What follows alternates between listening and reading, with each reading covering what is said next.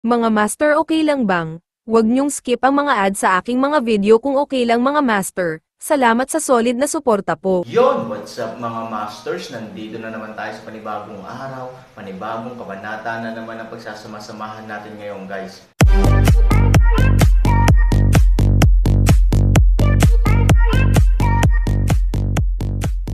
Bali mga masters, kung bago ka pa lang po sa aking YouTube channel, please click the subscribe button, lalong-lalo na po yung notification bell guys, para maging connected pa rin tayo sa isa't isa at maging updated kayo sa mga susunod ko pang video.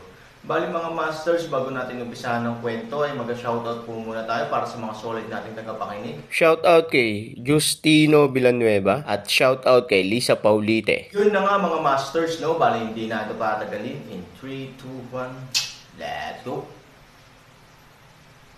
Bagamat nawala ang ilaw sa pabo reel, nag-iwan ito ng pagkulimlim. Iniisip kung ano ang nangyari, malamig na sinabi ni Aaron, nakikita ko, after a long time, may super assistant sa likod ng dapeng. Maging ito ay muling pagkabuhay o iba pang mga pakinabang, ang pabo reel ay tumutulong.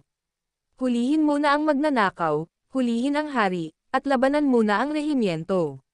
Dahil ikaw ay gumagawa ng maliliit na galaw sa likod mo, ikaw ang unang gagawa nito. Sa sandaling bumagsak ang boses, binawi ang ika-38 na gininto ang katawan ni Han, at biglang inatake ng Skyfire Moonwheel si Dapeng. Kasabay nito, sa sandaling uminom siya sa kanyang kamay, ang hanay ng mga espada ay nabuksan, at libo-libong mga espada ang parang bumabagsak na ulan, kaya't direktang inatake niya si Dapeng. Tulong! Sigaw ni Aaron sa panggalan. Sa sumunod na segundo, ang kanyang figure ay naging isang labi. Ang panggalan ay halos mabagal sa oras na ito. Matapos matanggap ang order ng Aaron, diretso itong tumakbo sa Dapeng. Nang makita ng pabo reel na nakikipaglaban na si Dapeng at sinalakay ang magkabilang panig, biglang lumitaw muli ang liwanag sa kanyang katawan. Naghahanda siyang tulungan si Dapeng, ngunit sa mga oras na ito, isang natitira ang lumitaw sa gilid ng kanyang mata. I'm waiting for you to do it. Ang Aaron ay malamig na uminom, at ang Jade Sword ay dumating sa itaas. Nagulat ang pabo reel, ngunit huli na para makaiwas. Nakatingin lang siya sa talam na palapit ng palapit sa sarili niya. Halos sa oras na ito, umihip ang isang malakas na hangin, at si Aaron, na malapit ng manalo, ay natangay ng direkta sa lupa. Nang muli siyang tumangala, lumipad na sa likod ng pabo reel ang malaking ibon na may 4 na pakpak at 8 buntot. 3,000, mag-ingat sa pag-akit ng hangin. Maaari niyang sirain ang bahay at hilahin ang mga puno sa pagitan ng kanyang mga pakpak. Ito ay napakalakas, umungal ang panggalan, ginalaw ang kamay at dirdiretsong inatake si Dapeng. Tumanggaw si Aaron at tumingin sa kanyang hangin na parang nakatingin sa kanya. Malamig na ngumiti si Aaron, mabuti, isa pa. Wala akong pakialam kung umaakit ka ng hangin, mamamatay ang humaharang sa akin. Sa sandaling bumagsak ang boses, ang figure ni Aaron ay naging natitirang anino at muling sumugod. Bahagyang ibinuka ni Zhao Feng ang kanyang mga mata at ikinumpas ang kanyang mga pakpak, na isang marahas na hangin, na sumalakay sa Aaron at umalis. Kung meron ka, wala ako. Si Aaron ay mukhang malamig at gumalaw sa kanyang kamay, wuxi ang divine skill, boom. Ang malaking hangin na umatake sa Aaron ay biglang nawala. Sa susunod na segundo, nang lumitaw ito mula sa manipis na hangin, sinalakay nito si Zhao Feng at pabo reel. Ang mga mata ni Zhao Feng ay kalahating bukas. Nang bigla niyang makita ang malakas na hangin na paparating, hindi niya naiwasang imulat ang kanyang mga mata. Sa pagmamadali, ikinumpas niya ang kanyang mga pakpak upang makabuo ng hangin at direktang lumaban. Nagtama ang dalawang hangin. Ngunit halos kasabay nito, isang liwanag at anino ang dumaan. Sa sumunod na segundo, nakarinig na lamang ng sigaw si Zhao Feng sa kanyang likuran. Nang tumingin siya sa likod, nakita niya ang pabo reel na bumagsak at nagmamalaking tumayo na may hawak na Jade Sword. Pagkatapos mong linisin, ikaw na lang ang natitira. Malamig na ngumiti si Aaron, at puno ng uhaw sa dugo ang kanyang mga mata. Natigilan ang hangin, at biglang pumaypay ang mga pakpak, at dumating ang isa pang bagzo ng malaking hangin. Inulit ni Aaron ang kanyang dating kasanayan, ngunit halos nang ibuka na muli ni Zhao Feng ang kanyang mga pakpak, biglang, isang bakas ng pagkagulat ang sumilay sa kanyang mga mata. Ang malaking hangin ay umatake, ngunit ang natitirang anino ay manipis at basag. Nang muli niyang imulat ang kanyang mga mata, biglang pumatay si Aaron mula sa kaliwa. Kung may bilis, lalaban ako sa iyo at pipilitin kitang lumaban sa malapit na labanan. Kung may malakas na hangin, hindi ako lalaban ng husto sa iyo, ngunit sasalakayin ka ng baliw na may kalamangan sa bilis. Ang maangin na higanteng ibon ay maaaring makatakas ng nagmamadali, ngunit kapag walang speed advantage para sa Shangun, ang mabilis na pagtakas ay magpapakita lamang ng mas malalaking depekto. Sa bilis ng Aaron, agad na pinutol ng 72 way na Divine Sword ang 4 na sunod-sunod na galaw. Ilang ungol lang ng hangin ang naririnig. May 3 pakpak na natitira sa 4 na pakpak at 5 sa 8 buntot. Nagmamadali siyang pumunta sa di kalayuan at napadapa sa gulat. Nakatingin lang siya kay Aaron na palapit ng palapit. Boom! Papalapit na ang Aaron, biglang tumama ang firebeam. Kahit na ang Aaron ay nagmamadaling isara, maraming apoy ang direktang nahawahan ng kanyang katawan, at ang Aaron ay mahinang nasusunog. Sa pagbabalik tanaw, isang nagniningas na pulang phoenix ay nakatayo na hindi kalayuan sa kanyang tagiliran, tumatalon na may apoy sa buong katawan niya. Isa pa, malamig na ngumiti si Aaron, binawi ang pag-atake at umayos sa Hofeng. Gayunpaman, sa sandaling lumingon si Fang, biglang naramdaman ni Aaron na may umaatake sa kanya. Subconsciously, nagtago lang siya sa isang tabi, at isang icicle ang ipinasok sa lupa na parang palaso. Mga master, okay lang bang? Huwag niyong skip ang mga ads sa aking mga video kung okay lang mga master. Salamat sa solid na suporta po. Darating din ang Snow Owl, isang yelo at isang apoy, mataas ang tingin ko sa akin.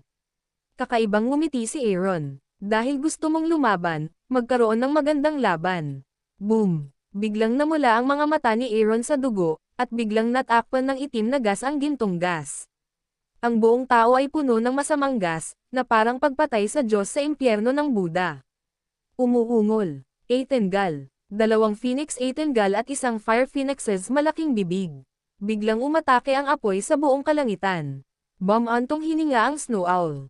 Biglang bumuhos ang hangin at dumagsa ang yelo at nyebe. Umuungol. Ang Aaron ay puno ng masamang espiritu at nag-iwan ng ilang natitirang anino. Sa wakas, isinama niya ang kalahating hangin at direktang sumugod sa yelo at apoy. Boom! Sa sandaling nagkakontak ang tatlo, parang huminto ang oras sa kalagitnaan ng hangin. Hinawakan ni Aaron ang 5 elementong bato ng Diyos sa isang kamay at direktang sinalubong ang pag-atake ng yelo at apoy. Gusto mong maglaro ng yelo at apoy? Paglalaroan kita, sa sandaling bumagsak ang boses, isang masamang ngiti ang lumabas sa mga sulok ng aking bibig, nag-iwan ng malaking magic chi sa isang kamay at bigla itong tinapik sa banal na bato. Boom! Ang 5 elementong bato ng Diyos ay biglang lumaki, ang apoy laban dito ay nagsimulang hamupa, at ang yelo na laban dito ay nagsimulang matuno. Ang pagtigil ay parang isang pagtigil na wala sa kontrol. Ang sumunod na segundo, nagkaroon ng lagaslas ng tubig sa apoy at dagandong ng apoy na dragon sa nyebe. Bang! Ang Fire Phoenix ay biglang nahugasan ng baha, at ang Snow Owl ay nilamon ng malaking apoy. Kapag natapos na ang tubig, ang Fire Phoenix ay walang dating kayabangan at matangkad na nalunod na manok. Ang Snow Owl ay puti ng nyebe, tulad ng isang phoenix sa yelo. Sa oras na ito, nahihiya din ito, at ang itim ng apoy ay nasa buong katawan. Ang anino ni Han Sanhua ay nahulog at lumitaw muli. May hawak na siyang mahabang espada, natapakan ang Snow Owl, at ang espada ay malapit sa lalamunan ng Fire Phoenix. Ang dragon ay nasa langit at ang phoenix ay nasa lupa. Paano ka mas makakasakit? Sa pagkakataong ito, isang magandang boses ang dumating. Biglang lumingon si Aaron, ngunit narinig lamang niya ang kanyang boses at hindi siya nakita. Nang siya ay nalilito, nakita niya ang asol na phoenix na lumilipad ng mabagal, na may asol na liwanag, na pambihira sa unang tingin.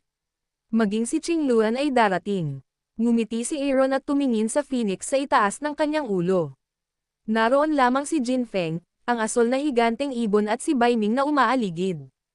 Kabilang sa mga ito, lalo na ang asol na higanteng ibon, maging si Han Sanchen matapos ang kinan ng Diablo, ay hindi maiwasang makaramdam ng kaunting takot. Kung ikukumpara sa iba pang 8 phoenix, ang laki talaga ng lalaking ito. Lumilipad siya sa kalangitan at sumasakop sa halos kalahati ng espasyo. Kung titingnan sa malayo, para siyang kalahati ng asol na mabituing kalangitan at ang malalim na seabed. Nang gumalaw si Qingluan, isang berdeng ilaw ang lumutang sa kanyang katawan at bumabalot sa Fire Phoenix at Snow Owl.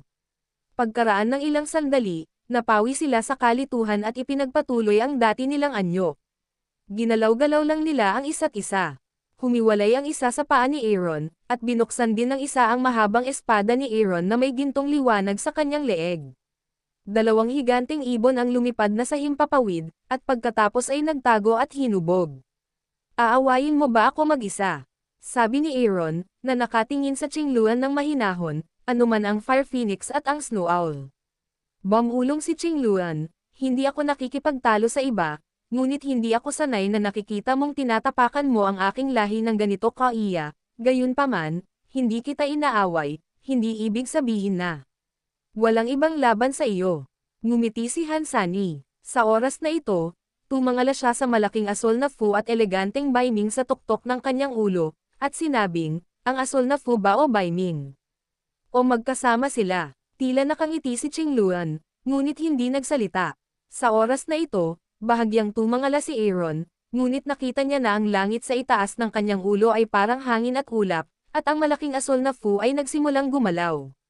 Sa sumunod na segundo, nakarinig ako ng mahabang dagandong at biglang sumulpat sa kuweba. Sobrang nakakaloka. Kasabay nito, ang momentum ay lubhang kahanga-hanga. Halos sabay na huminto sa paggalaw ang mga panggalan at daping na mahigpit na nag-aaway doon at sunod-sunod na napalingon sa gilid. Sa oras na ito, sa tuktok ng malaking kuweba, ang asol na fu ay dahan-daang lumipad pababa mula sa kuweba hanggang sa ito ay nasa kalagitnaan ng hangin. Bagamat medyo malayo pa ang Aaron sa lalaking ito sa ngayon, ramdam pa rin niya ang matinding pressure mula rito. Ang pakiramdam na ito ay napakabihirang para sa Aaron ngayon. Kung kailangan mong sabihin sa ilalim ng anong mga pangyayari, maaaring isipin ito ng Aaron nang halos hindi ito iniisip. Sumimangot si Aaron at bahagyang tumingin sa Behemoth. Nakakagulat man, hindi niya sinasadyang matakot. Mabagal na kumilos si Bluefu, bahagyang nakadilat ang kanyang mga mata, nakatingin sa Aaron, na parang tigre na nakakakita ng baboy. 3,000, mag-ingat, ang taong ito ay napakalakas, ang panggalan ay umungal ng mabangis, pansinin ang kanyang mga pakpak. Hindi nagsalita si Han 3,000, at kahit ang kanyang mga mata ay hindi umalis sa Lanfo. Obviously, napansin din ito ni Han 3,000. Ang mga naunang sisiw ay nagbuka ng kanilang mga pakpak at gumagala nang sila ay nahulog, ngunit sa pagkakataong ito ay ganap na itong naiiba. Ang taong ito ay umikot ng dahan-dahan na parang dragon mula simula hanggang wakas, at ang malalaking pakpak ay hindi man lang gumagalaw. Ang katawan ay handa na para sa swerte, at ang Aaron ay tumitig dito ng may pagbabantay. Pumunta ka at tingnan niyang mabuti ang kapangyarihan mula sa pamilya Phoenix, mahinang uminom si Qingluan. Nang marinig ang tunog ng Qingluan, dahan-daang itinaas ng malaking asol na si Fu ang kanyang malalaking pakpak. Sa sandaling iyangat ang mga pakpak, halos walang anumang pag-iingat ang Aaron. Biglang umikot ang buong kuweba. Ang payapang tubig na at ang tubig sa paligid niya na walang impluwensya ay parang tubig sa bote na hinahalo at umiikot ng ligaw. Naramdaman ni Aaron na ang buong tao ay malapit ng itaboy, at ang kanyang katawan ay nagmamadaling tumakbo ng enerhiya upang patatagin ang kanyang hugis. Gayunpaman, kahit na, siya ay tulad ng isang puno ng kahoy sa isang malakas na hangin. Habang patuloy na nanginginig, nanganganib siyang mahulog anumang oras. Ang panig ng Aaron ay ganito, at ang panig ng panggalan ay mas mahirap. Bagamat sa pilitin din niyang natutunan ang Aaron na subukang lumaban, halos wala pang isang segundo bago lumaban at direktang na-roll up. Sa kabutihang palad, ang lalaki ay nakakulot sa oras at mabilis na nag-shuttle pabalik-balik. Isang mabangis na lalaki ang bumulusok sa lupa. Hindi niya alam kung ilang metro na ang na-drill niya. Si Daping at ang nasugatang si Zhao Feng ay naging mga streamer din sa malalaking alon, lumipad pabalik sa tuktok ng kuweba at malinaw na ibinigay ang tahanan kay Lanfo. Mabangis ang mukha ni Han Sanchen at nagngangalit ang kanyang mga ngipin. Makapangyarihan, walang katulad na makapangyarihan, kahit na daan-daang beses na mas malakas kaysa sa inaakala nila. Kung kayang labanan ni Aaron ang tubig ng kanyang halberd noong nakipag-away siya kay AOG God noong nakaraang pagkakataon, hindi lang nagkaroon ng kahit kaunting intensyon na lumaban si Aaron, ngunit naramdaman pa niya na masisiyahan siya kung makakapitan siya ng ilang sandali. Mataas ang pagkakaiba ng dalawa, ngunit tiyak na hindi ang tunay na Diyos ng pamilya Ao ay hindi sapat na malakas, ngunit ang Lanfo ay masyadong abnormal. Ano ang dapat kong gawin? Mabilis na umiikot ang utak ni Aaron. Boom! Halos sa oras na ito, ang mga pakpak ng asul na Fu ay dahan-daang bumababa. Sa loob ng maikling panahon, ang jet, na orihinal na umiikot paitaas, ay biglang nagbago ng direksyon, umiikot sa tapat na direksyon at patuloy na sinusubukang pindutin pababa. Ang kawawang Han Sanchen ay mapalad na patuloy na idiniin ang kanyang katawan pababa, sinusubukang iwasan ang panganib na matangay, pero saan niya gustong kunin ang tumataas at umiikot na tubig. Bigla siyang nagiba ng direksyon, at biglang idiniin si Han Sanchen pababa. Sa oras na iyon, naramdaman ni Aaron na ang kanyang likod ay biglang nadurudge ng Mount Tai. Ang isang napakalaking presyon ay nagpagulong ng Aaron ng direkta sa mga meatcake. Gamit ang sariling lakas, napababa na siya. Nang magmuni-muni siya, ang kanyang mga paa ay direktang naipasok sa putikan. Shit! Pinagalitan ni Aaron at pilit na iniakyat ang lahat ng lakas niya. Ang dumb blue phone na ito ay talagang pinakamalakas sa siyam na sisiw. Muntik na siyang magpakamatay sa pamamagitan ng pag-angat ng isa niyang pakpak, sampin ito. Kung nagpatuloy siya sa ganito, kailangan niya itong patayin. Dapat niyang sirain ang laro.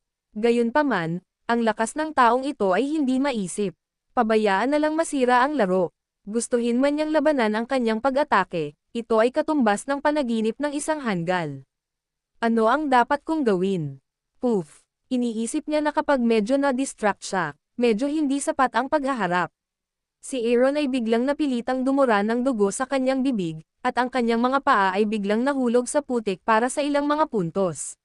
Shit! Tiniis ni Aaron ang sakit at muling nag-ipon ng lakas, ngunit pinalakas din niya ang kanyang pananampalataya sa pagsira sa laro, dahil kung hindi niya ito masira, nag-alinlangan siya na maaari siyang patayin ng asul na Fu na buhay. Pagtingin sa pinong buhangin sa ilalim ng kanyang mga paa, biglang humaba ang pag-iisip ni Aaron at bahagyang kumunot ang kanyang mga kilay. Yun na nga mga masters, no? Bali panibagong kabanata na naman yung natapos natin ngayong gabi. Muli, maraming salamat po talaga sa walang sawang suporta po sa aking YouTube channel na talagang inaabangan nyo po ang bawat upload ko po. Bali mga masters, magkita-kita ulit po tayo bukas ng gabi at ngayon po ay magpapaalam po muna tayo. Bali mga masters, bye-bye!